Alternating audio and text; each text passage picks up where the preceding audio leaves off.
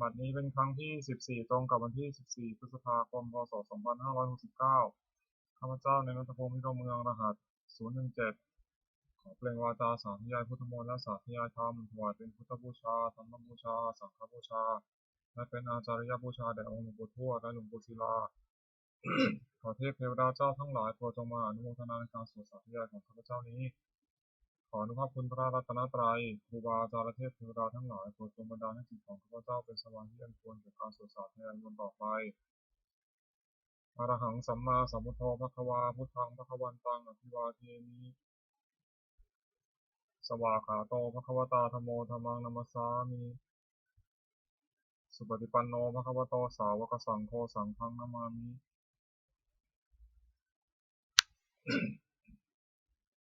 บทสวดชุมนุมเทวดาสมันตาจักกาวาเรสวัตราคัชันตุเทวตาสัทธมังมุนิราชสสะสุนันตุสักขมุขตังสัพเพกัมเมจารุเปคิริสิกขารตเตชันตนิเขวิมานีทีเประเทจักขาเมตารุวนาคหเนเคหวัตุมิเขเตภูมาจายันตุเทวาชาลถาลวิสเมยขากันทปนาคาติทันตาสันติเตยมุนิวารวะจันังสาธโวเมสุนันตุธรรมสวนากาโลยมทันตาธรรมสวนากาโลยมทันตาธรรมสวนากาโลยมทันตาบทสวดนามการสิทธิคาถานะโมตัสสะภะคะวะโตอะระหะโตสัมมาสัมพุทธัสสะนะโมตัสสะภะคะวะโตอะระหะโตสัมมาสัมพุทธัสสะนะโมตัสสะภะคะวะโตอะระหะโตสัมมาสัมพุทธัสสะบทสวดสัจจกริยาคาถานาทิเมสรณังอัญญังพุทโธเมสรณังวรังเอเตนะสัจจวเชนะสุทิเมหตุสัมปทานาทิเมสรณังอัญญังธัมโมเมสรณังวรังเอเตนะสัจจวเชนะสุทิเมหตุสัมปทานาทิเมสรณังอัญญังสังโฆเมสรณังวรังเอเตนะสัจจวเชนะสุทิเมหตุสัมปทาบทสวดมหาสมัยสูตรเอวัมเมสุตังเอกังสัมปยังภควาสัพเพสุวิหารติกปิลวัตถุสมิงมหาวเนมหาตาภิกขุสังเคนะสัตถิมจัมมะเตหิภิกขุสัตเตหิสัพเพวาราหันเตหิทัสสะหิจาโลกาภตุหิเทวตาเยโพเยนะสันนิพิตาโหติภควตันทัสสะยะภิกขุสังฆัจจะ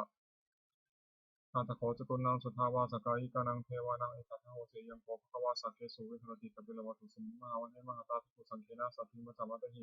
ภิกขุสัตเตหิสัพเพเหวาอรหันเตหิทัสสะหิจาโลกาภตุหิเทวตาเยโพเยนะสันนิพิตาโหติภควตันทัสสะยะภิกขุสังฆัจจะ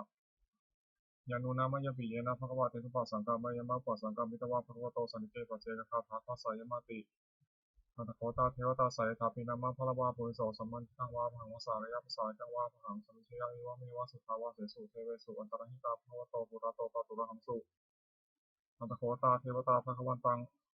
อภิวาเทตวายกัมมตังอทังสุเอกัมมตังพิตาโขเอกาเทวตาภควโตสันนิเกอิมังทังอภาสิมหาสมโยปวานัสมิงเทวกายาสมาคตาคตมะอิมังธรรมะสมยังทัตติตาเยวะวราชิตาสังฆติอัตถโขปราเทวตาภควโตสันนิเกอิมังทังอภาสิตตาภิกขโวสมาทังสุจิตังอัตโนชกามกังสุสารถิวาเนตานิฆังเหตวาอินทรียานินัคติปันติตาติอัตถโขปราเทวตาภควโตสันนิเกอิมังทังอภาสิเชตวะกีลังเชตวะปริคังหิตกีลังโอหะจวะเมชาเตจารติสุทาวิมลาจักขุมตาสุขันตาสุสุนาคติอัตถโขปราเทวตาภควโตสันนิเกอิมังทังอภาสิเยเกจิบุตังสรณังคตาเสนะเตชะมิสันติอภายภูมิมหายามนุสังหิยันติวะกยังปริภูเรสันติติอัตถโขภควาภิกขุมันเตสีเยบุญนาภิกขุเวทัสสะสุโลกาตตุสุเทวตาสันนิปิตาโหติวิภาคตังทัสสะนิยะภิกขุสัมมจะเนปิเตภิกขุเวเหสุมติตัมมัทนังอรหันโตสัมมาสัมพุทธาเตสัมปิภควันตานังอิตาปรมัยโยเทวตาสันนิปิตาเหสมใสทัพพิเมหังอิตาระหิเนปิเตภิกขุเวภวิสันติอนาคตามัทนังอรหันโตสัมมาสัมพุทธาเตสัมปิภควันตานังอิตาปรมัยโยเทวตาสันนิปิตาภวิสันติใสทัพพิเมหังอิตาระหินาติสัมมิภิกขุเวเทวะไกรนามานิกิตายิสัมมิภิกขเวเทวะกายนังนามานิเทศิสัมมิภิกขเวเทวะกายนังนามานิตังสุนัตถาสัตุกัมมนะสิกโรธาภาสิสัมมิติเอวมเตติโกเตติภูภควโตปะตะสุสมภควายตถวจะสิโลกามนุกัสสามิยะถาภูมาตัทสิตายสิตาคิเรขะพลังเปหิตตาสมาหิตาปุถุสิหวะสาลินาโลมหังสาปิสัมปุโนโอทาตัมมัสสาสุทธาวิปัสสนามนาวิลาปิโยปัจจสเตยตวามณีตวิลวัตเวตโตอัมมณิสัทธาสาวเกสัสเนรเตเทวกายามิกตาเตวิชานาถาภิกขุโวเตจาตวามะกรุงสุตวาพุทธศาสสนังเตสัมภะตุระหุยนาอมนุสานัสสนังอันเตเกสตัมมะคุสหัสสานาคาสตริงสตังเอเกสหัสสานังอมนุสานามะสุงอันเตเกนตัมมะตะคุงทิสาสัพพะพุตาหงตัจจสัพพังอภิญญาวะวัคคิตวานะจตุมาตโตอัมมิสัทธาสาวเกสัสเนระเตเทวกายามิกตาเตวิชานาถาภิกขุโวเยวหังกิตายิสัมมิจิระหิอนุปุปปโส สัตตสหัสสาวยขาภูมากับิลวัฏวัยทิมันโตชุติมันโตวันนาวันโตยสัสสิโนโมทัมมานาภิกรมวิภูนังสมิงมุนังชัสสหัสสาหิมวัตายขานันตวันนิโนทิมันโตชุติมันโตวันนาวันโตยสัสสิโนโมทัมมานาภิกรมวิภูนังสมิงมุนังสาตาคิราติสหัสสายขานันตวันนิโนทิมันโตชุติมันโตวันนาวันโตยสัสสิโนโมทัมมานาภิกรมวิภูนังสมิงมุนังมิเจเตโสรัสสหัสสายขานันตวันนิโนทิมันโตชุติมันโตวันนาวันโตยสัสสิโนโมทัมมานาภิกรมวิภูนังสมิงมุนังเวสามิตาปัญจสัตตายขานันตวันนิโนทิมันโตชุติมันโตวันนาวันโตยสัสสิโนโมทัมมานาภิกรมวิภูนังสมิงมุนังกุมพิโรราชาไคโกเวปุรสานิเวสนังพิญโยนังสัตตะสังยขานังปยุรปัสสติกุมพิโรราชาไคโกโสปะคาสมิงมุนังปุริมันจาทิสาราชาทัตตาระโถภาษาสเดกันธรรมนาธิปติมหาราชายสัสสิโสปุตตบิดาสาภาวิธรรมนามหาพลายทิปโตชุติมันตวันนาวันโตยสัสสิโนโมทัมมานาภิกรมวิภูนังสมิงมุนังทักขินันจาทิสังราชาอุรุณโหตปาสัสสติยกุมภานานาอธิปติมหาราชายสัสสิโสปุตตบิดาสาภาวิธรรมนามหาพลายทิปโตชุติมันตวันนาวันโตยสัสสิโนโมทัมมานาภิกรมวิภูนังสมิงมุนังวัชิมันจาทิสังราชาอุรุปโกวสัสสเดนังคณาอธิปติมหาราชายสัสสิโสปุตตบิดาสาภาวิธรรมนามหาพลายทิปโตชุติมันตวันนาวันโตยสัสสิโนโมทัมมานาภิกรมวิภูนังสมิงมุนังอุตรัญจาทิสังราชาคุเวโรตปาสัสสเดยคณาอธิปติมหาราชายสัสสิโสปุตตบิดาสาภาวิธรรมนามหาพลายทิปโตชุติมันตวันนาวันโตยสัสสิโนโมทัมมานาภิกรมวิภูนังสมิงมุนัง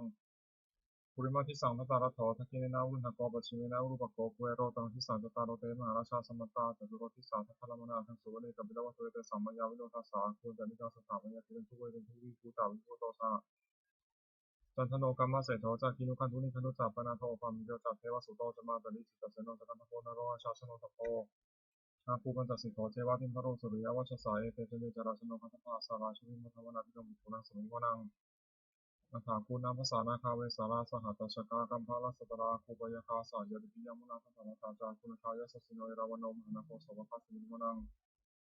เยนะคาราเชสหัสาหารติทิพัทิชาปกีวิสุทธิตาโคหายสัตเดวนามาชาปตาจิตาสุปนาอิติเวสานามังอภัยยันตทานาคาราชานามาสิสุปนาโตเขมามากาสิพุโตสานังหิวใจหิวเปาหายันตานาคาสุมนาสารนามกังสุพุทังจิตาวชิระหัตเถนะสมุทังอสุรสิตาปตารวสาวเสติทิมันโตเยสสิโนกาลกัญชามหาพิสมาสุราธนาวิคัสสาวิปาจิติสุขีจาปหาราโทนมุติสหสัตตัญจาปริปุตานังสัพเพเวโรจนามกาสันนิตวาปริงเสนังราหุมตามุปะคุงสัมโยธนิทันเตคุนังสมิมนังอาโปเตเทวาปทุวิจาเตชวายโยตัทธาคโมวรุณาวรุณาเทวาสมโมจันทิสาสหาเมตตากรุณากายิกาคุเทวายสสิโนทัสสิทิทัสสะทากายสัตเตนะตวนิโนจิมันโตชุติมันโตวันนาวันโตยสสิโนโมทัมนาภิกรมวิคูนังสมิงวนังเวนทูจะเทวาสหรีจะอัสมาจะทุเอยมาจันทสุบริสัทเทวาจันทมัคคุปุรคิตาสุริยสุปสัตสุริยสุปนิสาเทวาสุริยมัคคุปุรคิตานักขตานิปุรคิตวาภูมิทวรหังกาวสุนังวาสวะเสโทสัพพะคาปุรินทโททัสเสเตทัสสะภากายสัพเพนันตวันนิโนอิทิมันโตชุติมันโตวันนาวันโตยสัสสิโนโมทัมมานาภิกรมวิภูนังสมิงวนังนาถาภูสาภูเทวาชาลามคีสิกขาริวะหริตกาจารโรชาจาอุมาปุพานิพาสิโนวรุณาสังธรรมาจาจุตาจาเนสกาสุเรวิตราภัวภัวสาวเนสิโนทัสเสเตทัสสะภากายสัพเพนันตวันนิโนอิทิมันโตชุติมันโตวันนาวันโตยสัสสิโนโมทัมมานาภิกรมวิภูนังสมิงวนังสมานามหาสมานามนุสามนุสตมากิทาบุตุสิกาภูภูมโนบุตุสิกาถาคุหรโยเทวายจันทิตวาสิโนปาราคามหาปาราคาคุเทวายสัสสิโนทัสเสเตทัสสะกายสัพเพนันตวันนิโนอิทิมันโตชุติมันโตวันนาวันโตยสัสสิโนโมทัมมานาภิกรมวิภูนังสมิงวนังสุกาการุมหารุณาคุเวทนาสาสหโอทาตะกยหามะโมขาคุเทวาวิจักขณาสัทธามัตหาราคาชามิสกาแต่ยสัสสิโนทะเลยังอาคามชุนวิริสาทุสติทัสเสเตทัสสะทากายสัพเพนันตวันนิโนอิทิมันโตชุติมันโตวันนาวันโตยสัสสิโนโมทัมมานาภิกรมวิภูนังสมิงวนังเขมิยาตุเสตายามากัตกาจายสัสสิโนสัมพิตกาลามาเสถาจุลินามาจาสวานิมานาลาภิกวาโคสัพพุปะนิมิตาทัสเสเตทัสสะทากายสัพเพนันตวันนิโนอิทิมันโตชุติมันโตวันนาวันโตยสัสสิโนโมทัมมานาภิกรมวิภูนังสมิงวนังสัพเพเตเทวานิกายาสัพเพนันตวันนิโนนามันวายินาคันจุเยตุเยสัติสาสหภูชาสติมิกินาคันตินามานาสวังนักขิมิคาตรังนังคังจันทวาสิตาติตังสุขมาปุระมโตจัตุตายุทิโตสาสนังกุมโรติโสจัสโสปะคาสมิงวนัง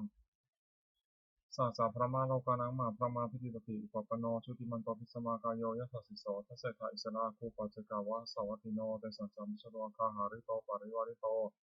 เยจะสัพเพวิกันเตสินเทเทเวสัพพะมะเกมาลาเสนาภิกามิปัสสะกานาสามัญญาทังคณาถาพันธสารักินาพันธมัตุสมันตาเปเรวะเรธามาวมิตาโกจินัง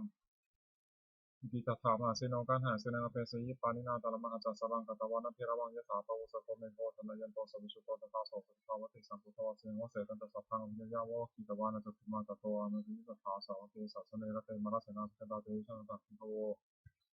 เตจาตปะมะกรุงสุตวาพุทธศาสนาวิตาราคิหิปัตตมุนิสังนมกิอิสยุงสัพเพวิชิตาสังฆามาวิยติตายะสัสสิโนมทันติสังพุทธหิสาวกาเตชะเนสุตาติ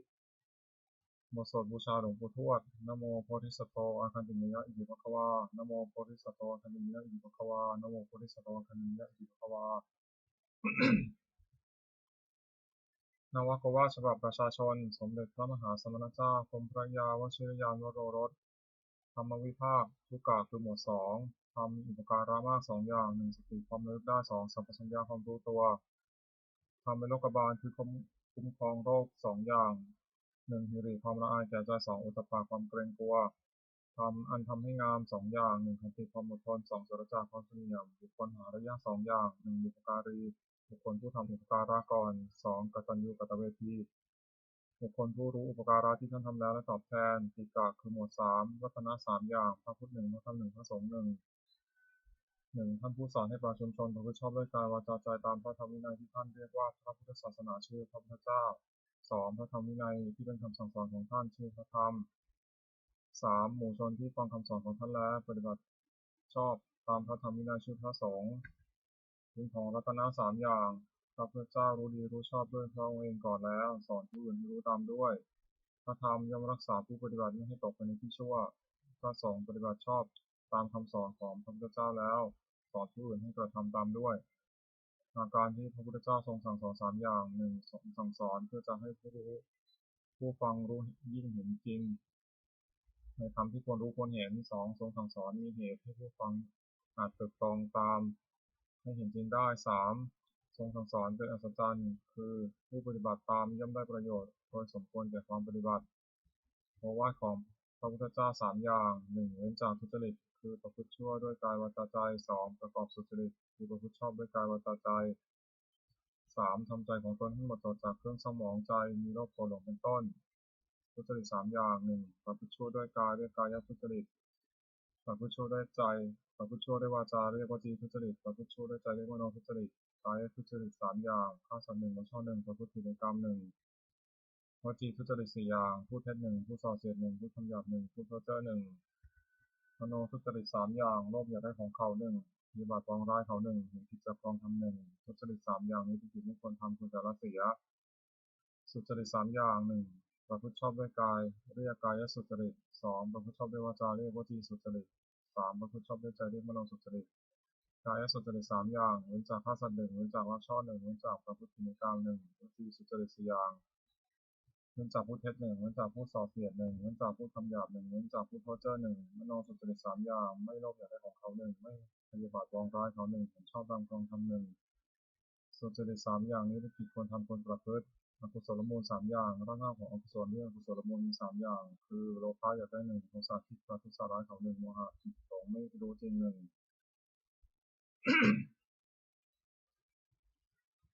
เมื่ออกุศลมูลเหล่านี้โลภะโทสะโมหะก็ดีมีอยู่แล้วอกุศลอื่นที่มันเกิดขึ้นก็เกิดขึ้นที่เกิดขึ้นแล้วก็เจริญมากขึ้นเหตุนั้นก็ละเสียกุศลมูลสามอย่างรากเหง้าของกุศลเนี่ยกุศลมูลมีสามอย่างคืออโลภะไม่อยากได้หนึ่งอโทสะไม่คิดประทุษร้ายเขาหนึ่งอโมหะไม่หลงหนึ่งถ้ากุศลมูลเหล่านี้อโลภะโทสะโมหะก็ดีมีอยู่แล้วกุศลอื่นที่ไม่เกิดขึ้นก็เกิดขึ้นที่เกิดขึ้นแล้วก็เจริญมากขึ้นเหตุนั้นควรให้เกิดมีในสันดานสัพพุริสบัญญัติคือข้อที่สัตว์บุรุษตั้งไว้สามอย่างหนึ่งทานสละสิ่งของตนเพื่อเป็นประโยชน์แก่ผู้อื่นสองปพชฌาถือบวชเป็นเว้นเป็นอุบายเว้นจากเบียดเบียนกันและกันสามมาตาปิตุอุปทานปฏิบัติมารดาบิดาของตนให้เป็นสุขอปันนกปฏิปทาคือปฏิบัติไม่มีสามอย่างหนึ่งอินทรียสังวรสำรวมอินทรีย์หกคือตาหูจมูกลิ้นกายใจไม่ให้มีร้ายในเวลาเห็นรูปฟังเสียงดนตรีลิ้มรสถูกต้องโผฏฐัพพะรู้ธรรมารมณ์ด้วยใจสองโภชเนมัตตัญญุตารู้จักประมาณในการกินอาหารแต่พอสมควรไม่มากไม่น้อยสามชาคริยานุโยคประกอบความเพียรเพื่อจะชำระใจให้หมดจดไม่เห็นแก่นอนมากนักบุญกริยาวัตถุสามอย่างสิ่งเป็นที่ตั้งแห่งการบำเพ็ญบุญเรียกบุญกริยาวัตถุโดยย่อมีสามอย่างหนึ่งทานามัย บุญสำเร็จด้วยการบริจาคทาน2ศีลไมยบุญสำเร็จด้วยการรักษาศีล3ภาวนาไมยบุญสำเร็จด้วยการเจริญภาวนาสามัญลักษณะ3อย่างลักษณะที่เสมอกันแก่สังขารทั้งปวงเรียกสามัญลักษณะไตรลักษณ์ก็เรียกแต่เป็น3อย่าง1อนิจจตาความเป็นของไม่เที่ยง2ทุกขตาความเป็นทุกข์3อนัตตาความเป็นของไม่ใช่ตนจตุกะคือหมวด4วุฒิคือธรรมเป็นเครื่องเจริญ4อย่าง1สัพพุริสังเสวะ พบท่านผู้ประพฤติชอบด้วยกายวาจาใจเรียกว่าสัตบุรุษ2สัทธรรมสวนะฟังคำสอนของท่านโดยเคารพ3โยนิโสมนสิการตรึกตรองให้รู้จักสิ่งดีหรือชั่วโดยอุบายที่ชอบ4ธรรมะปฏิปติประพฤติธรรมสมควรแก่ธรรมซึ่งได้ตรองเห็นแล้วจัก1ปฏิรูปาเทศาวาสาอยู่ในประเทศอันสมควร2สัพพะสุปัสสยะคบสัตบุรุษ3อัตตสัมมาปณิธิตั้งตนไว้ชอบ4ปุพเพกตบุญญาตาความเป็นผู้ได้ทำความดีไว้ในปางก่อนทำสิ่งอย่างนี้ดุจล้อรถนำไปสู่ความเจริญทางคติ1ลำเอียงเพราะรักใคร่การเรียกฉันทาคติ2ลำเอียงเพราะไม่ชอบการเรียกโทสาคติ3ลำเอียงเพราะกล่าวเรียกโมหคติ4ลำเอียงเพราะกลัวเรียกพยาคติในคติ4ประการนี้ไม่ควรประพฤติอันตรายของภิกษุสามเณรผู้บวชใหม่4อย่าง1อดทนต่อคำสอนไม่ได้คือเบื่อต่อคำสั่งสอนที่ทำตาม2เป็นคนถึงแก่ปากแก่ท้องทนความอดอยากไม่ได้3เพลิดเพลินในกามคุณพยายามอยากได้สุขยิ่งขึ้นไป4รักผู้หญิงภิกษุสามเณรผู้หวังความเจริญแก่ตนควรระวังอย่าให้อันตราย4อย่างนี้มีได้ประทานคือความเพียร4อย่าง1สังวรประทานเพียรระวังไม่ให้บาปเกิดขึ้นในสันดาน2ปหานประทานเพียรละบาปที่เกิดขึ้นแล้ว3ภาวนาประทานเพียรให้กุศลเกิดขึ้นในสันดาน4อนุรักษณาประทานเพียรรักษากุศลที่เกิดขึ้นแล้วไม่ให้เสื่อมความเพียร4อย่างนี้เป็นความเพียรชอบควรประกอบให้มีในตนอธิษฐานธรรมคือธรรมที่ควรตั้งไว้ในใจ4อย่าง1ปัญญารอบรู้สิ่งที่ควรรู้2สัจจะความจริงใจคือประพฤติสิ่งใดก็ให้ได้จริง3จาคะสลัดสิ่งที่เป็นข้าศึกแก่ความจริงใจ4อุปสัมมะสงบใจจากสิ่งที่เป็นข้าศึกแก่ความสงบอิทธิบาท4คือคุณเครื่องให้สำเร็จความประสงค์4อย่าง1ฉันทะพอใจรักใคร่ในสิ่งนั้น2วิริยะเพียรประกอบสิ่งนั้น3จิตตาใจฝักใฝ่ในสิ่งนั้นไม่วางธุระ4วิมังสาหมั่นถือจองพิจารณาเหตุผลในสิ่งนั้นคุณ4อย่างนี้มีบริบูรณ์แล้วอาจจะนำบุคคลให้ถึงสิ่งที่ต้องประสงค์ซึ่งไม่เหลือวิสัยควรทำความไม่ประมาทในที่4สถาน1ในการละกายทุจริตประพฤติกายสุจริต2ในการละวจีทุจริตประพฤติวจีสุจริต3ในการละมโนทุจริตประพฤติมโนสุจริต4ในการละความเห็นผิดทำความเห็นให้ถูกอีกอย่าง1ระวังใจไม่ให้กำหนัดในอารมณ์ที่เป็นที่ตั้งแห่งความกำหนัด2ระวังใจไม่ให้ขัดเคืองในอารมณ์เป็นที่ตั้งแห่งความขัดเคือง3ระวังใจไม่ให้หลงในอารมณ์เป็นที่ตั้งแห่งความหลง4ระวังใจไม่ให้มัวเมาในอารมณ์เป็นที่ตั้งแห่งความมัวเมาปาริสุทธิศีล1ปาติโมกขสังวรสำรวมในพระปาติโมกข์เป็นข้อที่พระพุทธเจ้าห้ามทำตามข้อที่พระองค์ทรงอนุญาต2อินทรียสังวรสำรวมอินทรีย์6คือตาหูจมูกลิ้นกายใจไม่ให้ยินดียินร้ายในเวลาเห็นรูปฟังเสียงดนตรีลิ้มรสถูกต้องโผฏฐัพพะรู้ธรรมารมณ์ด้วยใจ3อาชีวปาริสุทธิเลี้ยงชีวิตโดยทางที่ชอบไม่หลอกลวงเขาเลี้ยงชีวิต4ปัจจยปัจจเวทขณะพิจารณาเสียก่อนจึงบริโภคปัจจัย4คือจีวรมิถบาทเสนาสนะและเภสัชไม่บริโภคด้วยตัณหาอารักขกรรมฐาน1พุทธานุสติและถึงคุณของพระพุทธเจ้าที่มีในพระองค์และทรงเพื่อคุณแก่ผู้อื่น2เมตตาแผ่มีกุศลจิตคิดจะให้สัตว์ทั้งปวงเป็นสุขข้างหน้า3อสุภะพิจารณาร่างกายตนและผู้อื่นที่เป็นให้เห็นเป็นไม่งาม4มรณสตินึกถึงความตายอันจะมีแก่ตนกรรมฐาน4อย่างนี้ควรเจริญเป็นนิจพรหมวิหาร1เมตตาความรักใคร่ปรารถนาจะให้มีสุข2กรุณาความสงสารที่จะช่วยให้พ้นทุกข์3มุทิตาความพอยินดีเมื่อผู้อื่นได้ดี4อุเบกขาความวางเฉยไม่ดีใจไม่เสียใจเมื่อผู้อื่นถึงความวิบัติ4อย่างนี้เป็นเครื่องอยู่ของท่านผู้ใหญ่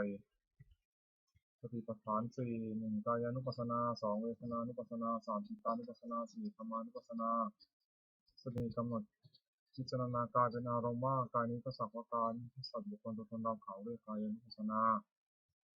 ติกำหนดพิจารณาเวทนาคือสุขทุกข์และไม่ทุกข์ไม่สุขเป็นอารมณ์ว่าเวทนานี้ก็สักว่าเวทนาไม่ใช่สัตว์บุคคลตัวตนเราเขาเรียกเวทนานุปัสสนา สติกำหนดพิจารณาใจที่เศร้าหมองหรือผ่องแผ้วเป็นอารมณ์ว่าใจนี้ก็สักว่าใจไม่ใช่สัตว์บุคคลตัวตนเราเขาเรียกจิตตานุปัสสนาสติกำหนดพิจารณาธรรมที่เป็นกุศลหรืออกุศลที่ต้องเกิดกับใจเป็นอารมณ์ว่าธรรมนี้ก็สักว่าธรรมไม่ใช่สัตว์บุคคลตัวตนเราเขาเรียกธรรมานุปัสสนาธาตุกรรมฐานสี่ธาตุสี่คือธาตุดินเรียกปฐวีธาตุธาตุน้ำเรียกอาโปธาตุธาตุไฟเรียกเตโชธาตุธาตุลมเรียกวาโยธาตุธาตุอันใดมีลักษณะเข้มแข็งธาตุนั้นเป็นปฐวีธาตุปฐวีธาตุนั้นที่เป็นภายในคือผมขนเล็บฟันหนังเนื้อเอ็นกระดูกเยื่อในกระดูกม้ามหัวใจตับของผืดไตปอดไส้ใหญ่ไส้น้อยอาหารใหม่อาหารเก่าธาตุอันใดมีลักษณะอุปาทธาตุนั้นเป็นอาโปธาตุอาโปธาตุนั้นที่เป็นภายในคือดีเสลดหนองเลือดเหงื่อมันข้นน้ำตาเปลวมันน้ำลายน้ำมูกไขข้อมูดทำอันมีลักษณะร้อนธาตุนั้นเป็นเตโชธาตุเตโชธาตุนั้นที่เป็นภายในคือไฟที่ยังกายให้อบอุ่นไฟที่ยังกายให้ทรุดโทรมไฟที่ยังกายให้กระวนกระวายไฟที่เผาอาหารให้ย่อยธาตุอันใดมีลักษณะพัดไปพัดมาธาตุนั้นเป็นวายโยธาตุวายโยธาตุนั้นที่เป็นภายในคือลมพัดขึ้นเบื้องบนลมพัดลงเบื้องต่ำลมในท้องลมในไส้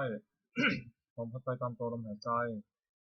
ความกำหนดพิจารณากายนี้ให้เห็นว่าเป็นแต่เพียงธาตุสี่คือดินน้ำไฟลมประชุมกันอยู่ไม่ใช่เราไม่ใช่ของเราเรียกว่าธาตุกรรมฐานอริยสัจสี่หนึ่งทุกข์สองสมุทัยคือเหตุให้ทุกข์เกิดสามนิโรธคือความดับทุกข์สี่มรรคคือข้อปฏิบัติให้ถึงความดับทุกข์ความไม่สบายกายไม่สบายใจได้ชื่อว่าทุกข์เพราะเป็นของทนได้ยากปัญหาคือความทะยานอยากได้ชื่อว่าสมุทัยเพราะเป็นเหตุให้ทุกข์เกิดปัญหานั้นมีประเภทเป็นสามคือปัญหาความอยากใคร่ในอารมณ์ที่น่ารักใคร่เรียกว่ากรรมตัณหาอย่างหนึ่งตัณหาความอยากเป็นโน่นเป็นนี่เรียกว่าภวตัณหาอย่างหนึ่งตัณหาความอยากไม่เป็นโน่นเป็นนี่เรียกว่าวิภวตัณหาอย่างหนึ่งความดับตัณหาได้สิ้นเชิงทุกข์ดับหมดทุกข์ดับไปหมดได้ชื่อว่านิโรธเป็นเพราะเป็นเครื่องดับทุกข์ ปัญญา ปัญญาเห็นชอบว่าสิ่งนี้ทุกข์สิ่งนี้เหตุที่ทุกข์เกิดสิ่งนี้ที่ถึงทางสิ่งนี้ทางให้ถึงความดับทุกข์ได้ชื่อว่ามรรคเพราะเป็นข้อปฏิบัติให้ถึงความดับทุกข์มรรคนั้นมีองค์แปดประการคือปัญญาเห็นชอบหนึ่งดำริชอบหนึ่งเจรจาชอบหนึ่งทำการงานชอบหนึ่งเลี้ยงชีวิตชอบหนึ่งทำความเพียรชอบหนึ่งตั้งสติชอบหนึ่งตั้งใจชอบหนึ่งปัญจกาทุกหมวดห้าอนันตริยกรรมห้าหนึ่งมาตุฆาตฆ่ามารดาสองปิตุฆาตฆ่าบิดาสามอรหันตฆาตฆ่าพระอรหันต์สี่โลหิตตุปบาททำร้ายพระพุทธเจ้าจนถึงยังเพราะโลหิตให้เน่าขึ้นไปห้าสังฆเพศยังส่งให้แตกจากกันกรรมห้าอย่างนี้เป็นบาปอันหนักที่สุดห้ามสวรรค์ห้ามนิพพานตั้งอยู่ในฐานปราชิกของผู้ถือพระพุทธศาสนาห้ามไม่ให้ทำเป็นเด็ดขาด อภินหาปัจจเวก ห้าหนึ่งควรพิจารณาทุกวันว่าเรามีความแก่เป็นธรรมดาไม่ล่วงพ้นความแก่ไปได้สองควรพิจารณาทุกวันว่าเรามีความเจ็บเป็นธรรมดาไม่ล่วงพ้นความเจ็บไปได้สามควรพิจารณาทุกวันว่าเรามีความตายเป็นธรรมดาไม่ล่วงพ้นความตายไปได้สี่ควรพิจารณาทุกวันว่าเราจะต้องพัดพรากจากของรักของชอบโดยทั้งสิ้นห้าควรพิจารณาทุกวันว่าเรามีกรรมเป็นของตัวเราทำดีจากได้ดีทำชั่วจากได้ชั่วในสารัชกรณธรรมคือทำกล้าหาญห้าอย่างหนึ่งศรัทธาเชื่อถึงคุณเชื่อสองสี่รักษากายวาจาให้เรียบร้อยสามทำอุตสาหะความเป็นผู้ศึกษามากสี่วิทยาลัมภะรับความเพียรห้าปัญญารอบรู้สิ่งควรรู้องค์แห่งภิกษุใหม่ห้าอย่างหนึ่งสำรวมในพระปาฏิโมกข์เว้นข้อที่พระพุทธเจ้าห้ามทำตามข้อที่ทรงอนุญาตสองสำรวมอินทรีย์คือระวังตาหูจมูกลิ้นกายใจไม่ให้ยินดีร้ายครอบงำได้ในเวลาเห็นรูปด้วยในตาเป็นต้น สามความเป็นคนไม่กระเริกเฮฮาสี่อยู่ในเสนาสนะสงัดห้ามีความเห็นชอบภิกษุใหม่ควรตั้งอยู่ในธรรมห้าอย่างนี้องค์แห่งธรรมกถึกคือนักเทศน์ห้าอย่างหนึ่งแสดงธรรมไปโดยลำดับไม่สามารถที่ขาดความสองอ้างเหตุผลแนะนำให้ผู้ฟังเข้าใจสามตั้งจิตเมตตาปรารถนาให้เป็นประโยชน์แก่ผู้ฟังสี่ไม่แสดงธรรมเพื่อเห็นแก่ลาภห้าไม่แสดงธรรมต่อตนและผู้อื่นคือว่าไม่ยกตนเสียทีผู้อื่นภิกษุผู้ได้ธรรมกถึกพึงตั้งองค์ห้าอย่างนี้ไว้ในตน ธรรมสวนานิสงส์คืออานิสงส์แห่งการฟังธรรมห้าอย่างหนึ่งผู้ฟังย่อมได้ฟังสิ่งที่ยังไม่เคยฟังสองสิ่งใดได้เคยฟังแล้วแต่ยังไม่เข้าใจชัดยังเข้าใจสิ่งนั้นชัดสามบรรเทาความสงสัยเสียได้สี่ทำความเห็นที่ถูกต้องได้ห้าจิตของผู้ฟังย่อมผ่องใส พละคือธรรมเป็นกำลัง5อย่าง1ศรัทธาความเชื่อ2วิริยะความเพียร3สติความระลึกได้4สมาธิความตั้งใจมั่น5ปัญญาความรอบรู้อินทรีย์5ก็เรียกเพราะเป็นใหญ่ในตนเพราะเป็นใหญ่ในจิตของตน นิวรณ์ห้าทำมันกั้นจิตไม่ให้บรรลุความดีเรียกว่านิวรณ์มี5 อย่าง1พอใจรักใคร่ในอารมณ์ที่ชอบมีรูปเป็นต้นเรียกกามฉันทะ2ปฏิบัติปองร้ายเรียกปฏิบัติ2ปองร้ายผู้อื่นเรียกพยาบาท3ความที่จิตหดหู่และเพลิดเพลินเรียกถีนมิทะ4ฟุ้งซ่านและรำคาญเรียกอุทธัจจะกุกุจจะ5ลังเลไม่ตกลงได้เรียกวิจิกิจฉา ขันธ์ห้านี้กาย ขันธ์ห้ากายกับใจนี้แบ่งออกเป็น5 กองเรียกว่าขันธ์ห้า1รูป2เวทนา3สัญญา4สังขาร5วิญญาณธาตุ4คือดินน้ำไฟลมประชุมกันเป็นกายนี้เรียกว่ารูปความรู้สึกอารมณ์ว่าเป็นสุขคือสบายกายสบายใจหรือเป็นทุกข์คือไม่สบายกายไม่สบายใจหรือเฉยๆคือไม่ทุกข์ไม่สุขเรียกเวทนาความจำได้หมายรู้คือจำรูปเสียงกลิ่นรสโผฏฐัพพะอารมณ์ที่เกิดกับใจได้เรียกว่าสัญญาเจตสิกธรรมคืออารมณ์ที่เกิดกับใจเป็นส่วนดีเรียกว่ากุศลเป็นส่วนชั่วเรียกอกุศลเป็นส่วนกลางๆไม่ดีไม่ชั่วเรียกอัพยากฤิเรียกว่าสังขารความรู้อารมณ์ในเวลาเมื่อรูปมากระทบตาเป็นต้นเรียกว่าวิญญาณขันธ์ห้านี้ย่นเรียกว่านามรูปเวทนาสัญญาสังขารวิญญาณรวมเข้าเป็นนามรูปรวมเป็นรูปฉักกะคือหมวด6คารวะ6 อย่างความเอื้อเฟื้อในพระพุทธเจ้า1ในพระธรรม1ในพระสงฆ์1ในความศึกษา1ในความไม่ประมาท1ในปฏิสันถานที่ต้อนรับพระอาศัย1ภิกษุควรทำคารวะ6 ประการนี้สารนิยธรรม6 อย่างทำเป็นที่ตั้งแห่งความให้เลิกถึงเรื่องสารนิยธรรมมี6 อย่างคือ1เข้าไปตั้งกายกรรมประกอบด้วยเมตตาในเพื่อนภิกษุสามเณรทั้งต่อหน้าและรับหลังคือช่วยขนขวายกิจธุระของเพื่อนกันด้วยกายมีพยาบาลภิกษุไข้เป็นต้นด้วยจิตเมตตา2เข้าไปตั้งวจีกรรมประกอบด้วยเมตตาในเพื่อนภิกษุสามเณรทั้งต่อหน้าและรับหลังคือช่วยขนขวายในกิจธุระของเพื่อนกันด้วยวาจาเรียกเช่นกล่าวสั่งสอนเป็นต้นด้วยจิตเมตตา3เข้าไปตั้งมโนกรรมประกอบด้วยเมตตาในเพื่อนภิกษุสามเณรทั้งต่อหน้าและรับหลังคือคิดแต่สิ่งที่เป็นประโยชน์แก่เพื่อนกัน4แบ่งปันลาภที่ตนได้มาแล้วโดยชอบธรรมให้แก่เพื่อนภิกษุสามเณรไม่ห่วงไว้บริโภคแต่ว่าผู้เดียว5รักษาศีลบริสุทธิ์เสมอกันกับเพื่อนภิกษุสามเณรอื่นๆไม่ทำตนให้เป็นที่เดือดให้เป็นที่รังเกียจของผู้อื่น6มีความเห็นร่วมกันกับภิกษุสามเณรอื่นๆไม่ว่ากับใครๆเพราะมีความเห็นผิดกันทำอย่างนี้ทำผู้ประพฤติให้เป็นที่รักที่เคารพของผู้อื่นเป็นไปเพื่อความสงเคราะห์กันและกันเป็นไปเพื่อความไม่วิวาทกันและกันเป็นไปเพื่อความพร้อมเพรียงเป็นอันหนึ่งอันเดียวกันอายตนะภายใน6ตาหูจมูกลิ้นกายใจอินทรีย์6ก็เรียกอายตนะภายนอก6รูปเสียงกลิ่นรสโผฏฐัพพะคืออารมณ์ที่มาถูกกับต้องคืออารมณ์ที่มาถูกต้องกายธรรมคืออารมณ์ที่เกิดกับใจอารมณ์6ก็เรียกวิญญาณ6อาศัยรูปกระทบตาเกิดความรู้ขึ้นเรียกจักขวิญญาณอาศัยเสียงกระทบหูเกิดความรู้ขึ้นเรียกโสตวิญญาณอาศัยกลิ่นกระทบจมูกเกิดความรู้ขึ้นเรียกคณวิญญาณอาศัยรสกระทบลิ้นเกิดความรู้ขึ้นเรียกชิวหาวิญญาณอาศัยโผฏฐัพพะเกิดกับกายเกิดความรู้ขึ้นเรียกกายวิญญาณอาศัยธรรมเกิดกับใจเกิดความรู้ขึ้นเรียกมโนวิญญาณสัมพันธ์6อายตนะภายในมีตาเป็นต้นอายตนะภายนอกมีรูปเป็นต้นจักขุวิญญาณจักขุมีวิญญาณวิญญาณมีจักขุวิญญาณเป็นต้นกระทบการด้วยสัมผัสมีชื่อตามอายตนะภายในเป็น6คือจักขุสัมผัสโสตสัมผัสฆานสัมผัสชิวหาสัมผัสกายสัมผัสมโนสัมผัสเวทนา6สัมผัสนั้นเป็นปัจจัยให้เกิดเวทนาเป็นสุขบ้างทุกข์บ้างไม่ทุกข์ไม่สุขบ้างมีชื่อตามอายตนะภายในเป็น6คือจักขุสัมผัสสัชชาเวทนาโสตสัมผัสสัชชาเวทนาฆานสัมผัสสัชชาเวทนาชิวหาสัมผัสสัชชาเวทนากายสัมผัสสัชชาเวทนามโนสัมผัสสัชชาเวทนาธาตุ6 1ปฐวีธาตุคือธาตุดิน2อาโปธาตุคือธาตุน้ำ3เตโชธาตุคือธาตุไฟ4วายโยธาตุคือธาตุลม5อากาศธาตุคือช่องว่างในกาย6วิญญาณธาตุคือความรู้อะไรได้สัตตกะคือหมวด7อปาริหานิยธรรม7 อย่างทำให้เป็นที่ตั้งแห่งความเสื่อมเป็นความเจริญฝ่ายเดียวเรียกชื่อว่าอปาริหานิยธรรมมี7 อย่างคือ1ประชุมกันนิด2เมื่อประชุมก็พร้อมเพรียงกันประชุมเมื่อเลิกประชุมก็พร้อมเพรียงกันเลิกประชุมและพร้อมเพรียงช่วยกันทำกิจที่สงฆ์จะต้องทำ3ไม่บัญญัติสิ่งที่พระพุทธเจ้าไม่บัญญัติขึ้นไม่ถอนสิ่งที่พระองค์ทรงบัญญัติไว้แล้วสมาทานศึกษาอยู่ในสิกขาบท ตามที่พระองค์ทรงบัญญัติไว้สี่ภิกษุเหล่าใดเป็นผู้ใหญ่เป็นประธานในสงฆ์เคารพนับถือภิกษุเหล่านั้นเชื่อฟังถ้อยคำของท่านห้าไม่รู้แก่อำนาจความอยากที่เกิดขึ้นหกยินดีในเสนาสนะป่าเจ็ดตั้งใจอยู่ว่าเพื่อภิกษุสามเณรซึ่งเป็นผู้มีศีลซึ่งยังไม่มาสู่อาวาสขอให้มาที่มาแล้วขออยู่เป็นสุขทำเช่นอย่างนี้ตั้งอยู่ในผู้ใดผู้นั้นไม่มีความเสื่อมเลยมีแต่ความเจริญฝ่ายเดียวอริยทรัพย์เจ็ดทรัพย์คือคุณความดีที่มีในสันดานอย่างประเสริฐด้วยอริยทรัพย์มีเจ็ดอย่างคือหนึ่งศรัทธาเชื่อสิ่งที่ควรเชื่อ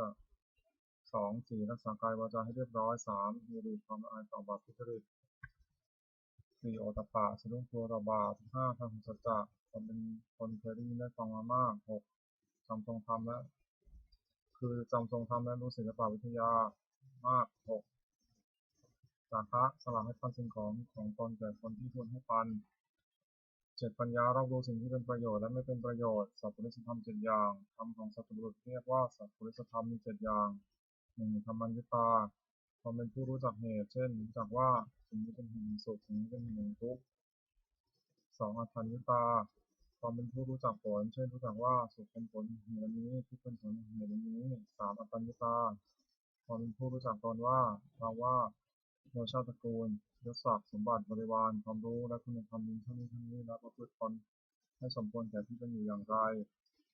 สี่มัตตัญญตาความเป็นผู้รู้ประมาณในการแสวงหาเครื่องเลี้ยงชีวิตแต่โดยทางที่ชอบและรู้จักประมาณในการบริโภคแต่พอควร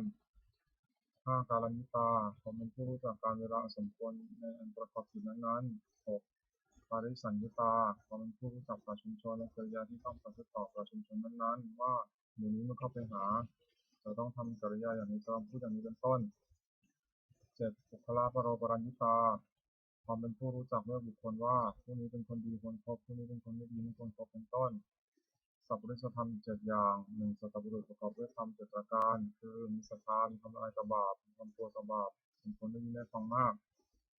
เป็นคนมีความเพียรเป็นคนมีสติมั่นคงเป็นคนมีปัญญาสองจะปรึกษาสิ่งใดกับใครๆก็ไม่ปรึกษาเพื่อจะเบียดเบียนตนและผู้อื่นสามจะคิดสิ่งใดก็ไม่คิดเพื่อจะเบียดเบียนตนและผู้อื่นสามจะพูดสิ่งใดก็ไม่พูดเพื่อจะเบียดเบียนตนและผู้อื่นสี่จะทำสิ่งใดก็ไม่ทำเพื่อจะเบียดเบียนตนและผู้อื่นหกมีความเห็นชอบมีเห็นว่าทำดีได้ดีทำชั่วได้ชั่วเป็นต้นเจ็ดให้ทานโดยเคารพคือเอื้อเฟื้อแก่ของที่ตัวให้และผู้รับทานนั้นไม่ทำอาการอยู่ที่เสียข้อชมเจ็ดหนึ่งสติความระลึกได้สองธรรมะวิจยะความสดสองธรรมสามวิริยะความเพียรสี่ปิติความอิ่มใจห้าปัสสัทธิความสงบใจและอารมณ์หกสมาธิความตั้งใจมั่นเจ็ดอุเบกขาความวางเฉยเรียกตามประเภทว่าสติสัมโพชฌงค์ไปโดยลำดับเป็นถึงขั้นอุเบกขาสัมโพชฌงค์อัตตกะสมุทแปดโลกธรรมแปดธรรมที่ครอบงำสัตว์โลกอยู่และสัตว์โลกย่อมเป็นไปตามธรรมนั้นเรียกว่าโลกธรรมนั้นมีแปดอย่างคือมีลาภหนึ่งมีลาภหนึ่งยศหนึ่งยศหนึ่งมีพระหนึ่งสัตว์สองหนึ่งสุขหนึ่งทุกข์หนึ่งในโลกธรรมแปดอย่างนี้อย่างใดอย่างหนึ่งเกิดขึ้นควรพิจารณาว่าสิ่งนี้เกิดขึ้นแล้วแก่เราก็แต่ว่ามันไม่เที่ยงเป็นทุกข์มีความแปรปรวนเป็นธรรมดาควรรู้ตามที่เป็นจริงอย่าให้มันครอบงำจิตได้คืออย่ายินดีในส่วนที่ปรารถนาหรือยินร้ายในส่วนที่ไม่ปรารถนาลักษณะตัดสินทำวินัยแปดประการทำลงใดเป็นไปเพื่อความกำหนัดย้อมใจหนึ่งเป็นไปเพื่อความประกอบทุกหนึ่งเป็นไปเพื่อความสะสมความกิเลสหนึ่งเป็นไปเพื่อความอยากใหญ่หนึ่งเป็นไปเพื่อความไม่สันโดษยินดีด้วยของมีอยู่คือมีแล้วอยากได้นั่นหนึ่งเป็นไปเพื่อความทุกข์มีด้วยหมู่คณะหนึ่งเป็นไปเพื่อความเกลียดค้านหนึ่งเป็นไปเพื่อความยุ่งยากหนึ่งทำเหล่านี้พึงรู้ว่าไม่ใช่ธรรมไม่ใช่วินัยไม่ใช่คำสั่งสอนของพระศาสดาทำเหล่าใดเป็นไปเพื่อความคลายกำหนัดหนึ่งเป็นไปเพื่อความปราศจากทุกข์หนึ่งเป็นไปเพื่อความไม่สะสมความกิเลสหนึ่งเป็นไปเพื่อความอยากอันน้อยหนึ่งเป็นไปเพื่อความสันโดษยินดีด้วยของมีอยู่หนึ่งเป็นไปเพื่อความสงัดจากโมหนึ่งเป็นไปเพื่อความเพียรหนึ่งเป็นไปเพื่อความเลี้ยงง่ายหนึ่งทำเหล่านี้พึงรู้ว่าเป็นธรรมเป็นวินัยเป็นคำสั่งสอนของพระศาสดามรรคมีองค์แปดสัมมาทิฏฐิปัญญาเห็นชอบคือเห็นอริยสัจสี่สองสัมมาสังกัปปะดำริชอบคือดำริจะออกจากกามหนึ่งดำริในอันไม่เคยบาปหนึ่งดำริในอันไม่เบียดเบียนหนึ่งสามสัมมาวาจาเจรจาชอบคือเว้นจากวจีทุจริตสี่สัมมากัมมันตะทำการงานชอบคือเว้นจากกายทุจริตสามห้าสัมมาชีวะเลี้ยงชีวิตชอบคือเว้นจากความเลี้ยงชีวิตโดยทางที่ผิดหกสัมมาวายามะเพียรชอบคือเพียรในที่สี่สถานเจ็ดสัมมาสติระลึกชอบคือระลึกในสติปัฏฐานทั้งสี่ 8สัมมาสมาธิตั้งใจไว้ชอบคือเจริญฌานทั้ง4ในองค์มรรคทั้ง8นั้นเห็นชอบดำริชอบสงเคราะห์เข้าในปัญญาสิกขาวาจาชอบการงานชอบเรียนชีพชอบสงเคราะห์เข้าในศีลสิกขาเรียนชอบระลึกชอบตั้งใจไว้ชอบสงเคราะห์เข้าในจิตสิกขา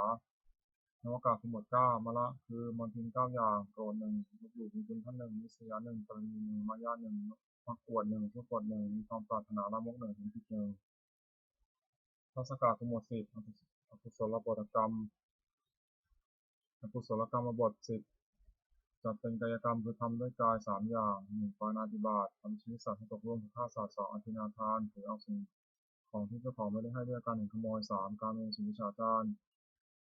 ประพฤติผิดในกาม4จัดเป็นวจีกรรมคือทำด้วยวาจา4อย่าง4มุสาวาทพูดเท็จ5ปิสุนาวาจาพูดส่อเสียด6พรุสาวาจาพูดคำหยาบ7สัมภัปปลาปาพูดเพ้อเจ้อจัดเป็นมโนกรรมคือทำด้วยใจ3อย่าง8อวิชชาโรคอยู่ในของขาว9พยาบาทปองร้ายเขา10มิจฉาทิฏฐิเป็นที่จักครองธรรมกรรม10อย่างนี้เป็นทางบาปไม่ควรดำเนินกุศลกรรมบท10จัดเป็นกายกรรม3อย่าง1ปาณาติปาตาเวรมณีเว้นจากทำชีวิตสัตว์ตกร่วง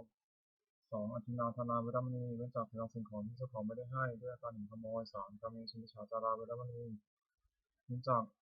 ประพฤติผิดในกามจัดเป็นวจีกรรมคือทำด้วยวาจา4อย่าง4มุสาวาทาเวรมณีเว้นจากพูดเท็จ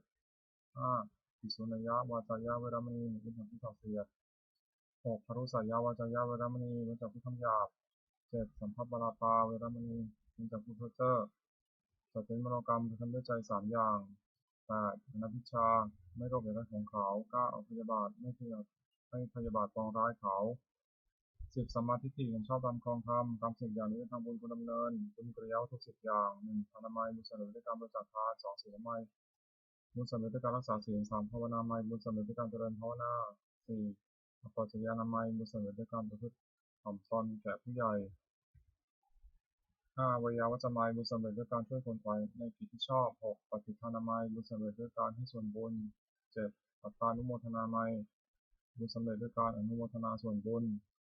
8ธรรมสวนายบุญสำเร็จด้วยการฟังธรรม9ธรรมเทศนาไมยบุญสำเร็จด้วยการแสดงธรรม10ภิกษุชุกรรมการทำความเห็นให้ตรงธรรมที่บรรพชิตควรพิจารณาเนืองๆ10อย่าง1บรรพชิตควรพิจารณาเนืองๆว่าบัดนี้เรามีเพศต่างจากคฤหัสถ์แล้วอาการกิริยาใดๆของสมณะเราต้องทำอาการกิริยานั้นๆ2บรรพชิตควรพิจารณาเนืองๆว่าความมีชีพของเราเนื่องด้วยผู้อื่นเราควรทำตัวให้เขาเลี้ยงง่าย3บรรพชิตควรพิจารณาเนืองๆว่าอาการกายวาจาอย่างอื่นที่เราจะต้องทำให้ดีขึ้นไปกว่านี้ยังมีอีกไม่ใช่เพียงเท่านี้4บรรพชิตควรพิจารณาเนืองๆว่าตัวของเราเองติดเตียนตัวของเราเองโดยศีลได้หรือไม่5บรรพชิตควรพิจารณาเนืองๆว่าผู้ใคร่ควรแล้วติดเตียนเราโดยศีลได้หรือไม่6บรรพชิตควรพิจารณาเนืองๆว่าเราจะต้องพัดพรากจากของรักของชอบใจทั้งนั้น7บรรพชิตควรพิจารณาเนืองๆว่าเรามีกรรมเป็นของตัวเราทำดีแต่ได้ดีทำชั่วแต่ได้ชั่ว8บรรพชิตควรพิจารณาเนืองๆว่าวันคืนล่วงไปวันนี้เราทำอะไรอยู่9บรรพชิตควรพิจารณาเนืองๆว่าเรายินดีในที่สงัดหรือไม่10บรรพชิตควรพิจารณาเนืองๆว่าคุณวิเศษของเรามีอยู่หรือไม่ที่จะให้เราเป็นผู้ไม่เก้อเขินในเวลาเพื่อนบรรพชิตถามการภายหลังนาถกรณธรรมคือทำที่พึ่ง10อย่าง1ศีลรักษากายวาจาให้เรียบร้อย2พระพุทธเจ้าความเป็นผู้สดับตรัสฟังมาก3กัลยาณมิตรตาความเป็นผู้มีเพื่อนดีงาม4สวัจตาความเป็นผู้ว่าง่ายสอนง่าย5เป็นกิงกรณีเยสุทัคตาความขยันช่วยเอาใจใส่ในกิจวัตรของเพื่อนภิกษุสามเณร6ธรรมกรรมตาความใคร่ในธรรมที่ชอบ7วิริยะเพียรเพื่อจะละความชั่วประพฤติความดี8สันโดษยินดีด้วยผ้านุ่งผ้าห่มอาหารที่นอนที่นั่งยาและยาตามมีตามได้9สติจำการที่ได้ทำและคำที่พูดแล้วไม่นานได้10ปัญญารอบรู้ในกองสังขารตามเป็นจริงอย่างไรคาถาวัตถุคือถ้อยคำที่ควรพูด10อย่าง1อภิชฌกถาถ้อยคำที่ชักนำให้มีความปรารถนาน้อย2สันตุติกถาถ้อยคำที่ชักนำให้สันโดษยินดีด้วยปัจจัยตามมีตามได้3ปวิเ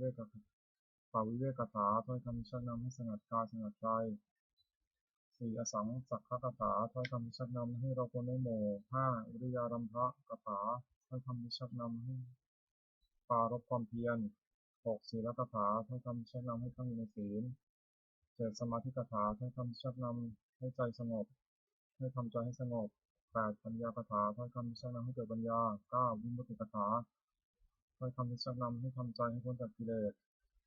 10. วิมุตติญาณทัศนกถาถ้อยคำที่ชักนำให้เกิดความรู้ความเห็นใจความเห็นในความที่ใจพ้นจากกิเลส อนุสติคืออารมณ์ควรระลึก10 ประการ 1. พุทธานุสติระลึกถึงคุณของพระพุทธเจ้า 2. ธรรมานุสติระลึกถึงคุณของพระธรรม 3. สังฆานุสติระลึกถึงคุณของพระสงฆ์ 4. ศีลานุสติระลึกถึงศีลของตน 5. จาคานุสติระลึกถึงทานที่ตนบริจาคแล้ว 6. เทวตานุสติระลึกถึงคุณที่ทำบุคคลให้เป็นเทวดา 7. มรณสติระลึกถึงความตายที่จะมาถึงตน 8. กายคตาสติระลึกทั่วไปในกายให้เห็นว่าไม่งามน่าเกลียดโสโครก 9. อานาปานสติตั้งสติกำหนดลมหายใจเข้าออก 10. อุปาสมานุสติระลึกถึงคุณพระนิพพานซึ่งเป็นที่ระงับกิเลสและกองทุกข์ปกิณณกะคือหมวดเบ็ดเตล็ดอุปกิเลสคือโทษเครื่องเศร้าหมองสิ่งทุกอย่าง 1. อภิชฌาวิสมาโลภะละโมบไม่สม่ำเสมอคือความเพ่งเล็ง 2. โทสะไร้ฉา 3. โกฏฐะโกรธ 4. อุปานาหะถูกโกรธไว้ 5. มัคคะลบหลู่คุณท่าน 6. ปราศาสตีเสมอคือยกโทษเทียมท่าน 7. อิสาริษยาคือเห็นเขาได้ดีทนอยู่ไม่ได้ 8. มัจฉริยะปราณี 9. มายามัญญาคือเจ้าเล่ห์ 10. สัพพยะโอ้อวด 11. สัมภะหูดื้อ 12. สารัมภะแข่งดี 13. มานะถือตัว 14. อธิมานะดีถึงท่าน 15. มัทธะมัวเมา 16. สมถะเลินเล่อโพธิปักขิยธรรม37 ประการสติปัฏฐาน 4. สัมมาปัฏฐาน 4. อิทธิบาท 4. อินทรีย์ 5. พละ 5. โพชฌงค์ 7. มรรคมีองค์ 8. ที่ให้ปฏิบัติจตุกะกรรมกิเลสคือกรรมเครื่องสมอง4 อย่าง 1. ปาณาติบาตทำชีวิตสัตว์ให้ตกล่วง 2. อทินนาทานถือเอาสิ่งของที่เจ้าของไม่ได้ให้ด้วยการเห็นขโมย 3. กามเมสุมิจฉาจารประพฤติผิดในกาม 4. มุสาวาทพูดเท็จกรรม4 อย่างนี้นักปราชญ์ไม่สรรเสริญเลยอบายมุขคือเหตุเครื่องชิบหาย4 อย่าง 1. ความเป็นนักเล่นหญิง 2. ความเป็นนักเล่นสุรา 3. ความเป็นนักเล่นการพนัน 4. ความเป็นชั่วเป็นมิตรโทษ4 ประการนี้ไม่ควรประกอบทิฏฐิทำให้เกิดประโยชน์คือประโยชน์ในปัจจุบัน4 อย่าง 1. อุทธานสัมปทาถึงพร้อมด้วยความหมั่นในการประกอบเรื่องเลี้ยงชีวิตก็ดีในการศึกษาเราเรียนก็ดีในการทำหน้าที่ของตนก็ดี 2. อารักขาสัมปทาถึงพร้อมด้วยการรักษาคือรักษาทรัพย์ที่แสวงหามาได้ด้วยความหมั่นไม่ให้เป็นอันตรายก็ดีรักษาการงานของตัวไม่ให้เสื่อมเสียไปก็ดี 3. กัลยาณมิตรตาความมีเพื่อนเป็นคนดีไม่คบคนชั่ว 4. สมาชีวิตาความมีชีวิตตามสมควรแก่กำลังทรัพย์ที่หาได้ไม่ให้ฝืดเคืองนักไม่ให้ฟูมไฟนัก สัมปรายิกัตถประโยชน์คือประโยชน์ภายภาคหน้า4 อย่าง 1. ศรัทธาสัมปทาถึงพร้อมด้วยศรัทธาคือเชื่อสิ่งที่ควรเชื่อเช่นเชื่อว่าทำดีได้ดีทำชั่วได้ชั่วเป็นต้น 2. ศีลสัมปทาถึงพร้อมด้วยศีลคือรักษากายวาจาเรียบร้อยดีไม่มีโทษ 3. จาคะสัมปทาถึงพร้อมด้วยการบริจาคทานถึงการเฉลี่ยสุขให้แก่ผู้อื่น 4. ปัญญาสัมปทาถึงพร้อมด้วยปัญญารู้จักบาปบุญคุณโทษประโยชน์ไม่ใช่ประโยชน์เป็นต้นมิตรปฏิรูปคือคนเทียมมิตร4 จำพวก 1. คนปองร้อ 2. คนมีแต่พูด 3. คนหัวประจบ 4. คนชักชวนในทางที่หายคน4 จำพวกนี้ไม่ใช่มิตรเป็นแต่คนเทียมมิตรไม่ควรคบ 1. คนปองร้อมีลักษณะ 4. 1. คิดเอาแต่ได้ฝ่ายเดียว 2. เสียน้อยคิดเอาให้ได้มาก 3. ไม่มีใครแก่ตัวจึงรับเอาผิดของเพื่อน 4. คบเพื่อนเพราะเห็นแก่ประโยชน์ของตัว 2. คนมีแต่พูดมีลักษณะ 4. 1. เก็บเอาของล่วงแล้วมาปราศัย 2. อ้างเอาของที่ไม่มีมาปราศัย 3. สงเคราะห์ด้วยสิ่งหาประโยชน์ไม่ได้ 4. ออกปากให้ไม่ได้ 3. คนหัวประจบมีลักษณะ 4. 1. จะทำชั่วก็คล้อยตาม 2. จะทำดีก็คล้อยตาม 3. ต่อหน้าสรรเสริญ 4. รับหลังตั้งนินทา 4. คนชักชวนในทางที่หายมีลักษณะ 4. 1. ชักชวนดื่มน้ำเมา 2. ชักชวนเที่ยวกลางคืน 3. ชักชวนให้มัวเมาในการเล่น 4. ชักชวนเล่นการพนันมิตรแท้ 4 จำพวก 1. มิตรมีอุปการะ 2. มิตรร่วมสุขร่วมทุกข์ 3. มิตรแลกประโยชน์ 4. มิตรมีความรักใคร่มิตร4 จำพวกนี้เป็นมิตรแท้ควรคบ 1. มิตรอุปการะมีลักษณะ 4. 1. ป้องกันเพื่อนที่ประมาทแล้ว 2. ป้องกันทรัพย์สิน ป้องกันทรัพย์สมบัติของเพื่อนผู้ประมาทแล้ว 3. เมื่อมีภัยเป็นที่พึ่งพำนักได้ 4. เมื่อมีธุระจะช่วยออกทรัพย์ให้เกินกว่าที่ออกปาก 2. มีร่วมสุขร่วมทุกข์มีลักษณะ 4. 1. ขยายความรักของตนแก่เพื่อน 2. ปิดความรักของเพื่อนไม่ให้แพร่งพราย 3. ไม่ละทิ้งในยามวิบัติ 4. ในชีวิตก็อาจสละแทนได้ 3. มีแนประโยชน์มีลักษณะ 4. 1. ห้ามไม่ให้ทำความชั่ว 2. ให้ตั้งอยู่ในความดีแนะนำให้ตั้งอยู่ในความดี 3. ให้ฟังสิ่งที่ไม่เคยฟัง 4. บอกทางสวรรค์ให้ 4. มิตรมีความรักใคร่ในลักษณะ 4. ทุกๆ 1. ทุกๆด้วย 2. สุขๆด้วย 3. โต้เถียงคนอื่นที่ติเตียนเพื่อน 4. รับรองคนที่พูดสรรเสริญเพื่อน สังหาวัตถุ 4 อย่าง 1. ทานให้ปันสิ่งของตนแก่ผู้อื่นที่ควรให้ปัน 2. ปิยวาจาเจรจาวาจาที่อ่อนหวาน 3. อัตถจริยาประพฤติสิ่งที่เป็นประโยชน์แก่ผู้อื่น 4. สมานาตตาความเป็นผู้มีตนเสมอไม่ถือตัวเมื่อ4 อย่างนี้พึ่งยึดเหนี่ยวจิตใจของผู้อื่นไว้ได้ สุขของคฤหัสถ์ 4 อย่าง 1. สุขเกิดแต่ความมีทรัพย์ 2. สุขเกิดแต่การจ่ายทรัพย์บริโภค 3. สุขเกิดแต่ความไม่ต้องเป็นหนี้ 4. สุขเกิดแต่ประกอบการงานที่ปราศจากโทษความปรารถนาของบุคคลในโลกที่สมัยยุ่งยาก 4 อย่าง 1. ขอสมบัติจงเกิดมีแก่เราโดยการที่ชอบ 2. ขอยศจงเกิดมีแก่เรากับญาติพวกพ้อง 3. ขอเราจงรักษาอายุให้ยืนนาน 4. เมื่อสิ้นชีวิตแล้วเราจงไปบังเกิดในสวรรค์ทำเป็นเหตุให้สมหมายมีอยู่ 4 อย่าง 1. ศรัทธาสัมปทาความถึงพร้อมด้วยศรัทธา 2. ศีลสัมปทาถึงพร้อมด้วยศีล 3. จาคะสัมปทาถึงพร้อมด้วยบริจาคทาน 4. ปัญญาสัมปทาถึงพร้อมด้วยปัญญาตระกูลอันมั่งคั่งจะตั้งอยู่นานไม่ได้เพราะสถาน 4. 1. ไม่แสวงหาวัสดุที่หายแล้ว 2. ไม่บูรณะวัสดุที่คล่ำคร่า 3. ไม่รู้จักประมาณในการบริโภคสมบัติ 4. ตั้งสตรีหรือบุรุษทุศีลให้เป็นแม่เรือนพ่อเรือนผู้หวังจะดำรงตระกูลควรเว้นสถาน 4 ประการนี้เสียธรรมของฆราวาส 4. 1. สัตตะสัตย์ซื่อแก่การ 2. ธรรมะรู้จักข่มจิตของตน 3. ขันติอดทน 4. จาคะสละให้ปันสิ่งของตนแก่คนอื่นที่ควรให้ปัน ปัญจกะประโยชน์เกิดแต่การถือโภคทรัพย์ 5 อย่างแสวงหาโภคทรัพย์ได้ทำชอบแล้ว 1. เลี้ยงตัวมารดาบิดาบุตรภรรยาบ่าวไพร่ให้เป็นสุข 2. เลี้ยงเพื่อนฝูงให้เป็นสุข 3. บำบัดอันตรายที่เกิดแต่เหตุต่างๆ 4. ทำที5 อย่างคือขอไก่อธิปรีสงเคราะห์ญาติขอไข่อธิปรีต้อนรับแขก 3. คอควายปลุกพระเปตปรีทำบุญอุทิศให้ผู้ตาย งองูราชปรีถวายเป็นหลวงมีภาษีกรเป็นต้นจอจานเทวตาปรีทำบุญอุทิศให้เทวดา 5. บริจาคทานในสมณพราหมณ์ผู้ชอบ ศีล 5 1. ปาณาติปาตาเวรมณีเว้นจากทำชีวิตสัตว์ให้ตกล่วงไป 2. อธินาทนาเวรมณีเว้นจากถือเอาสิ่งของที่เจ้าของไม่ได้ให้ด้วยอาการขโมย 3. กาเมสุมิจฉาจาราเวรมณีเว้นจากประพฤติผิดในกาม 4. มุสาวาทาเวรมณีเว้นจากพูดเท็จ 5. สุราเมรยมัชฌัปปมาฐานาเวรมณีเว้นจากดื่มน้ำเมาคือสุราและเมรัยอันเป็นที่ตั้งแห่งความไม่ประมาท ศีล 5 ประการนี้พระราชโอษฐ์เป็นนิจ มิจฉาวณิชชาคือการค้าขายไม่ชอบทำ5 อย่าง 1. ค้าขายเครื่องประหาร 2. ค้าขายมนุษย์ 3. ค้าขายสัตว์เป็นเพื่อสำหรับฆ่าเป็นอาหาร 4. ค้าขายน้ำเมา 5. ค้าขายยาพิษการค้าขาย5 อย่างนี้โดยมีข้อห้ามอุบาสกไม่ให้ประกอบสมบัติของอุบาสก5 ประการ 1. ประกอบด้วยศรัทธา 2. มีศีลบริสุทธิ์ 3. ไม่ถือมงคลตื่นข่าวคือเชื่อกรรมไม่ใช่มงคล 4. ไม่แสวงหาบุญนอกพระพุทธศาสนา 5. บำเพ็ญบุญในแต่พุทธศาสนาอุบาสกพึงตั้งอยู่ในสมบัติ 5 ประการและเว้นจากวิบัติ 5 ประการซึ่งวิปริตจากสมบัตินั้นฉักกะทิฏฐิ 1. ปุเรมาทิฏฐิที่เบื้องหน้ามารดาบิดา 2. ทักขิณทิฏฐิที่เบื้องขวาอาจารย์ 3. ปัจฉิมทิฏฐิที่เบื้องหลังบุตรภรรยา 4. อุตตรทิฏฐิที่เบื้องซ้ายมิตร 5. เหตุมทิฏฐิที่เบื้องต่ำบ่าว 6. อุปาริมทิฏฐิที่เบื้องบนสมณพราหมณ์ 1. ปุราทิมทิฏฐิที่เบื้องหน้ามารดาบิดาบุตรบำรุงด้วยสถาน 5 1. ท่านได้เลี้ยงมาแล้วเลี้ยงท่านตอบ 2. ทำกิจของท่าน 3. ดำรงวงศกุล 4. ประพฤติตนให้เป็นคน ประพฤติตนให้เป็นคนควรรับทรัพย์มรดก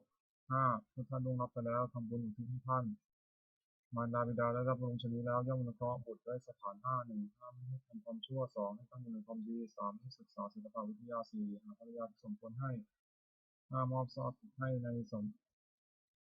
มอบทรัพย์ให้ในสมัย2ทัพชินทิศทิศเบื้องขวาอาจารย์10พึงบำรุงด้วยสถาน1ด้วยลุกขึ้นยืนรับ2ด้วยเข้าไปยืนคอยรับใช้3ด้วยช่วยฟัง4ด้วยอุปถาก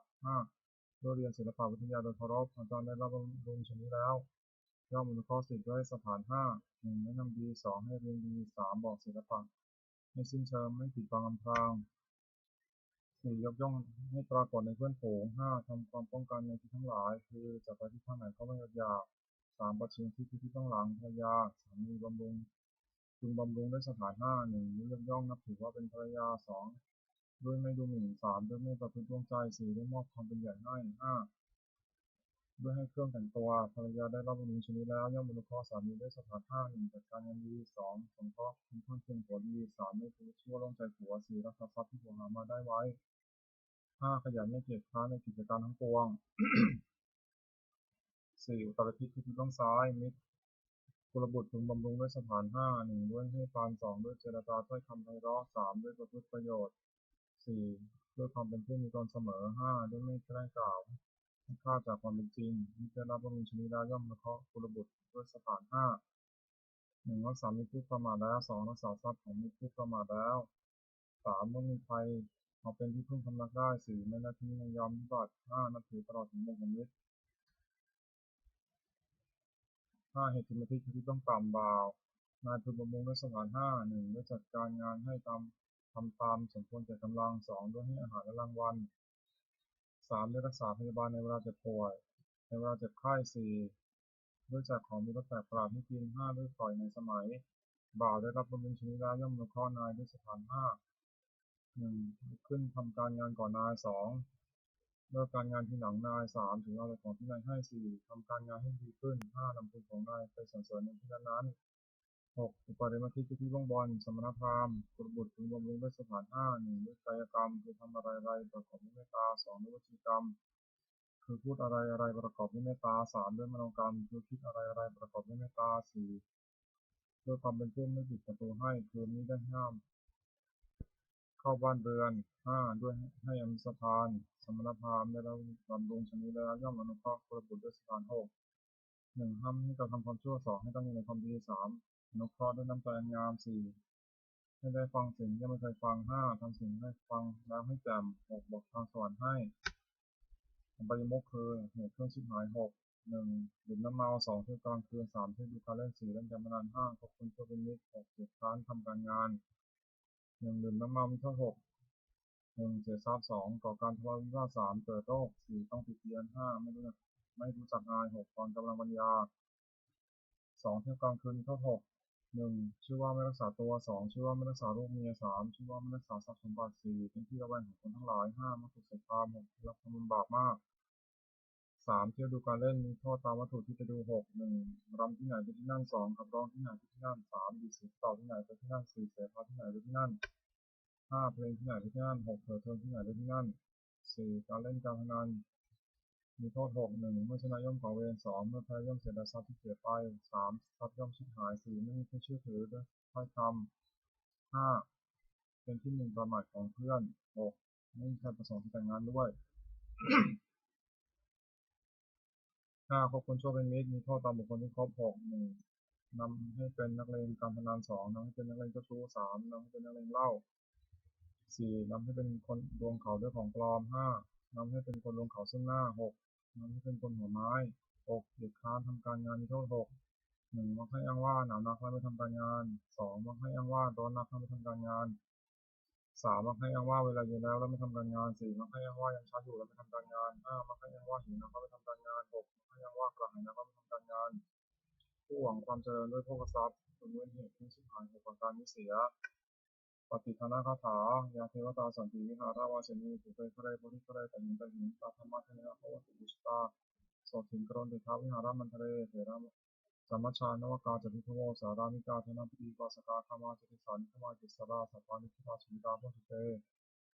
สลาปุชาเยติจาทัสสัมภวาสังเสริสตาทโวปปาริกานิยนิการธรรมวรังปฏิจเตสัมมิติทุกขสักกรณตุสังขยังนาตุจิตังสุตังธรรมโมธรรมทราจะบุคลาสังโฆตุสัมภวะอัฏฐายะจาหิจายะตาอหิรักขตุสัมโมสุติธรรมจายโนวุฒิสัมปะปุเรมาธรรมะอริยสัพพิเต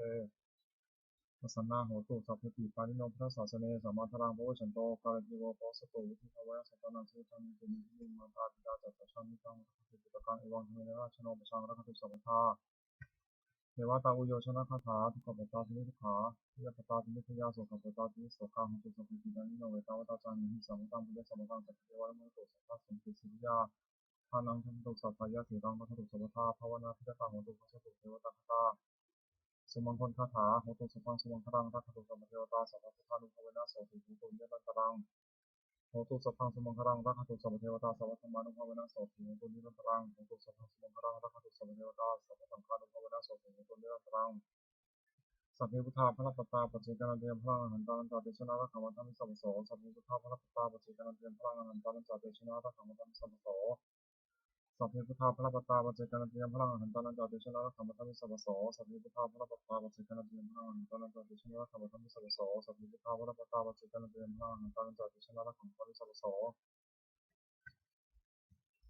พเพพุทธาพระปัตตาปัจเจกนันเตียมพระอรหันตานันจาเตชนะรักขมัตถามิสัพพโสสัพเพพุทธาพระปัตตาปัจเจกนันเตียมพระอรหันตานันจาเตชนะรักขมัตถามิสัพพโสสัพเพพุทธาพระปัตตาปัจเจกนันเตียมพระอรหันตานันจาเตชนะรักขมัตถามิสัพพโสสัพเพพุทธาพระปัตตาปัจเจกนันเตียมพระอรหันตานันจาเตชนะรักขมัตถามิสัพพโสสัพเพพุทธาพระปัตตาปัจเจกนันเตียมพระอรหันตานันจาเตชนะรักขมัตถามิสัพพโสหมดแผ่เมตตาให้ตนเองอหังสุขิโตโหมิขอให้ข้าพเจ้ามีความสุขอหังมิทุกโขโหมิขอให้ข้าพเจ้าปราศจากความทุกข์อหังอเวโรโหมิขอให้ข้าพเจ้าปราศจากเวร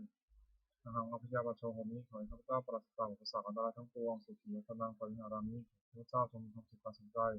รักษากายวาจาใจให้พ้นจากความทุกข์ภัยทั้งปวงเถิดสวดแผ่เมตตาให้สรรพสัตว์ทั้งหลายสัพเพสัตตาสัตว์ทั้งหลายที่ไม่ทุกข์เกิดแก่เจ็บตายด้วยกันทั้งหมดทั้งสิ้นเอาเวลาหัวตูดจงเป็นสุขสุขเถิดอย่าได้มีเวรแก่กันและกันเลยอัพยาประชาของตูดจงเป็นสุขสุขเถิดอย่าได้มีเวรซึ่งกันและกันเลยอันทางของตูดจงเป็นสุขสุขเถิดอย่าได้มีความทุกข์กายทุกใจเลยสุขียตนังปริหารันตุจงมีความสุขกายสุขใจรักษาตอนนี้พ้นจากทุกภัยทั้งสิ้นเถิดโปรดแผ่เมตตาอุทิศสัพเพสัตตาสัทธาโหตุอเวราสุขาชิวิโนขอให้สัตว์ทั้งหลายอย่าได้มีเวรแก่กันและกันเลยจงเป็นผู้ดำรงชีพอยู่เป็นสุขทุกเมื่อเถิดกตังปุญญังพลังในหนังสัพเพภาคีพ้นตุเตขอให้สัตว์ทั้งหลายจงได้สวยผลบุญที่พระเจ้าได้บำเพ็ญด้วยกายวาจาใจและนั้นเถิด